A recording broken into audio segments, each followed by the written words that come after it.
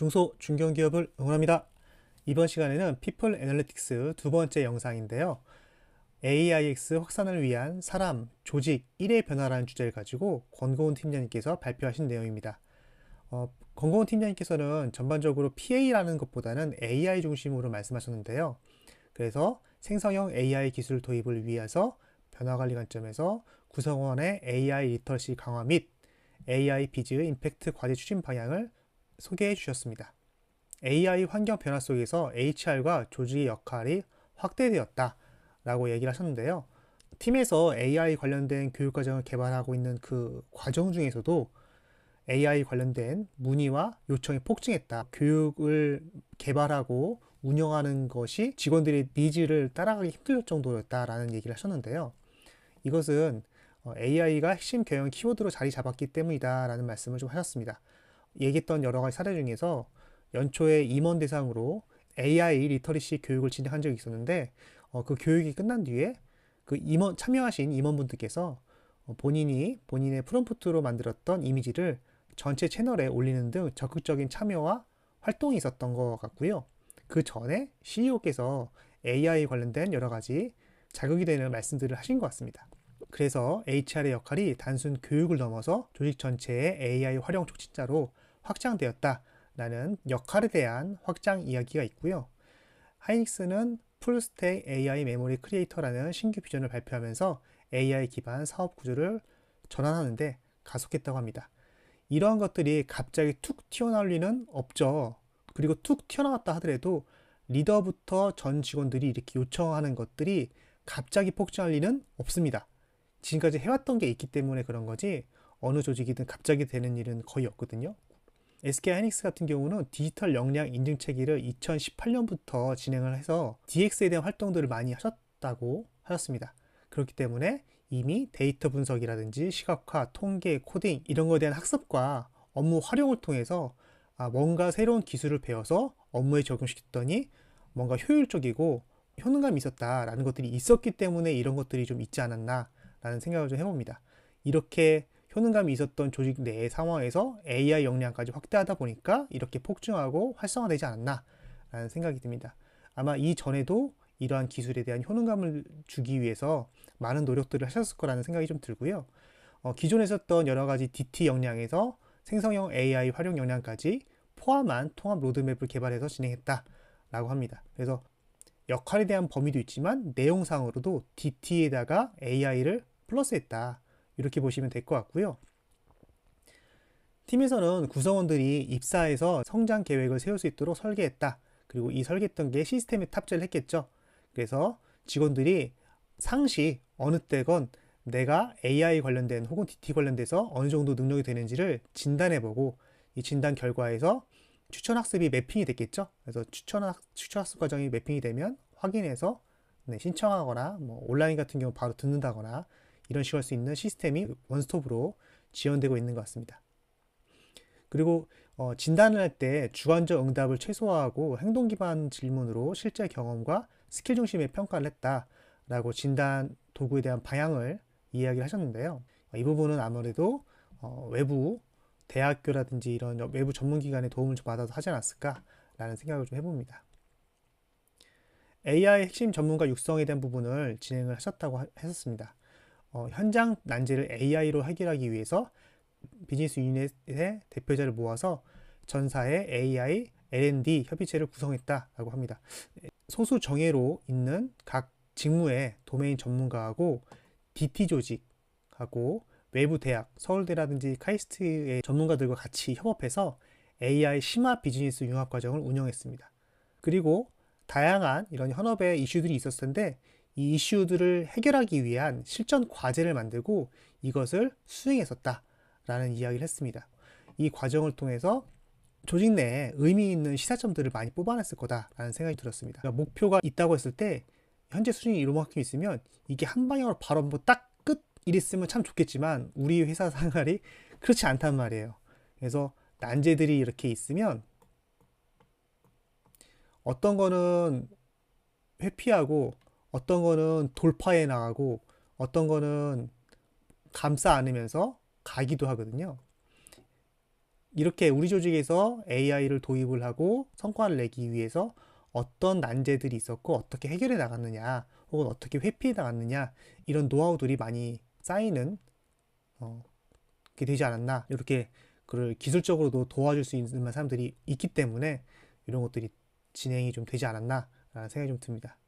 외부의 이런 서울대라든지 카이스트의 자원까지는 아니더라도 우리가 전문 강사님과 계약을 해서 자문을 구할 수는 있잖아요. 네, 그래서 강의를 듣고 뭐 1년 동안 몇 회 이상 한 달에 한 번씩 와서 피드백 해달라. 뭐 피드백 할 때마다 얼마씩 드리겠다. 뭐 이 정도는 할 수 있는 거니까. 예, 그런 식으로도 할 수 있으니까 그렇게 한번 생각해 보시는 것도 좋을 것 같습니다. 그리고 AI 시대 리더십에 대한 부분도 많이 이야기를 하셨다고 하는데요. 리더 대상으로 AI 리터러시에 대한 기본적인 교육뿐만 아니라 코딩 자체를 할 필요 없지만 코딩에 대한 이해는 해야지 부하 직원과 커뮤니케이션하고 업무 지시를 할 수 있으니까 코딩에 대한 이해 그리고 AI를 활용하는 전략 어떻게 활용할 것인가 어떻게 지시를 내리고 어떻게 확인하고 이런 학습을 제공했다고 합니다. 그리고 아까 말씀드렸던 CEO께서 AI 활용을 빠르게 확산시키고 이를 재생산할 수 있는 사람이 핵심 경쟁력이다 라는 말씀을 하셨다고 하셨는데요. 아마 이 내용 같은 경우는 아예 전사 공유가 됐겠죠. 그래서 AI 기반 일하는 방식을 전사로 확산시키는 여러 가지 활동들을 한 것 같습니다. 그 활동 중에 하나가 이제 사내 아이디어 플랫폼을 통해서 구성원에 대한 아이디어가 발굴되고 공유되고 확산되고 보상하는 체계를 구축했다고 합니다. AI 구성원을 AI하고 IN 그래서 합하니까 AIN 이렇게 돼서 교육하는 사람들 말 만들기 좋아하죠. 네, AIN이라고 네이밍을 해서 각 조직별 AI에 대한 역할을 정의를 하고 적용 업무가 무엇인지 도출해서 그것들을 도전해보고 실현해보고 피드백해보는 이런 구체화 활동들을 했다고 합니다. 그리고 사내 멘토링 플랫폼을 개편을 해서 기존에 있었던 Q&A에 대한 부분을 멘티가 원하는 문제 방향을 해결하기 위해서 조언을 해주고 피드백해주고 이런 과제 수행을 진행해서 그 결과를 공유하고 성공 경험을 다른 사람들이 또 볼 수 있게 하는 AI 기반 문제 해결 플랫폼을 재정비했다라고 했는데요. 멘토링을 추천해 주십시오 라고서 과제랑 어떤 현황에 대해서 쭉 적어 놓으면 이 내용들을 AI가 보고 적합한 멘토를 매칭시켜주는 플랫폼이라고 소개했던 걸로 기억을 하고 있습니다. 그래서 이렇게 AI 기반 문제 해결 플랫폼, 매칭 플랫폼인 것 같습니다. 그렇게 해서 재정비했다라고 하는데 뭐 대기업 같은 경우는 AI 기반 문제 해결 플랫폼까지 한다고 하겠지만 뭐 대기업이 아닌 경우는 굳이 이렇게 해결 플랫폼까지 아니더라도 나름대로 AI에 대해서 어느 정도 해결해봤거나 어떤 것들에 관심 있다, 어떤 것들을 뭐 배웠다, 뭐 이런 이력들이 있으면 이 풀을 올려놔서 신청하면 받아들이고 이런 식으로 한다든지 이렇게도 충분히 할 수 있으니까요. 네, 그런 것도 한번 고민해 보실 필요 있을 것 같습니다. 그래서 이제 사람과 AI의 협업에 대한 시나리오를 구축을 했다라고 얘기를 했는데요. 반도체 제조 과정에서 불량이 감지되면 데이터들과 히스토리들을 수집하고 취합해서 기본 분석을 하고요. 이것들에 대해서 검증하고 보고서를 작성했을 텐데 이 직원이 AI에게 데이터를 입력을 합니다. 입력을 함과 동시에 AI는 기존의 히스토리랑 비교해서 분석해서 1차 검증에 대한 결과를 주는 거죠. 사람에게 그걸 주면 사람은 또 다시 AI가 준 게 약간의 오류가 있을 수도 있고 데이터의 축척이라든지 사례 축척 정도에 따라서 그래서 사람이 검토하는 형태의 공동 작업 시나리오를 개발해서 진행을 하고 조금씩 이런 시나리오를 파인튜닝 하겠죠. 그래서 디지털 역량에 대한 부분도 필요하고 AI 역량도 필요하고 그냥 AI가 아니라 생성형 AI 역량 그리고 도메인, 자기 직무에 대한 지식이 모두 결합되어야 AI 구성원과의 협업 효과가 극대화된다라는 이야기를 했습니다. 그래서 목표는 사람과 AI 에이전트의 조직화된 협업 모델을 정착시키는데 목표를 가지고 활동하고 있는 것 같습니다. 팀장님께서는 사내에서 사용하고 있는 직접적인 데이터나 사진은 보여드릴 수 없었지만 그래도 진행되는 과정을 도식화해서 보여드렸는데 사진을 촬영하면 안 된다고 얘기를 해서 촬영까지 못했고요. 그러다 보니까 제가 기억이 나는 게 여기까지밖에 없긴 하네요. 하지만 SK 하이닉스에서 어떻게 AIX 확산을 위해서 리더들이 이야기했고, 갑자기 AI가 나온 것들이 아니라 지금까지 DX에 대해서 많이 노력하고 그것들이 직원들에게 효능감 있는 경험이 있었기 때문에 새로운 기술이라든지 새로운 도전에 있어서 거부감이 적은 직원들이 많았다라는 생각이 좀 들고요. 언제나 스스로 자신의 능력과 앞으로 내가 능력을 키우기 위해서 어떤 교육 과정을 들어야 되는지에 대한 부분까지 구성을 했다라는 게 있었고요. AI 핵심 전문가 육성에 대한 부분은 전 직원들이 이렇게 참여할 수 있고 활동할 수 있는 것도 있지만 소수의 도메인 전문가와 DT 조직, 외부의 연구진들까지 해서 전문가를 육성하고 이분들 중심으로 이제 문제를 해결하면서 시나리오도 만들지 않았나라는 생각이 들고요. 리더들도 교육과 토론 이런 것들이 되게 많았다라는 것들이 좀 보였습니다.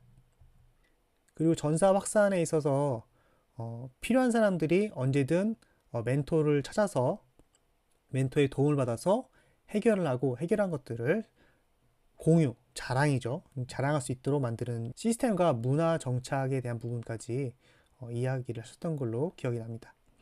이렇게 SK하이닉스에서는 AI 역량, 문화, 조직, 거버넌스를 통합적으로 설계를 해서 교육을 넘어서 실제 현장 문제 해결, 사실 이 실제 현장 문제 해결한다는 게 되게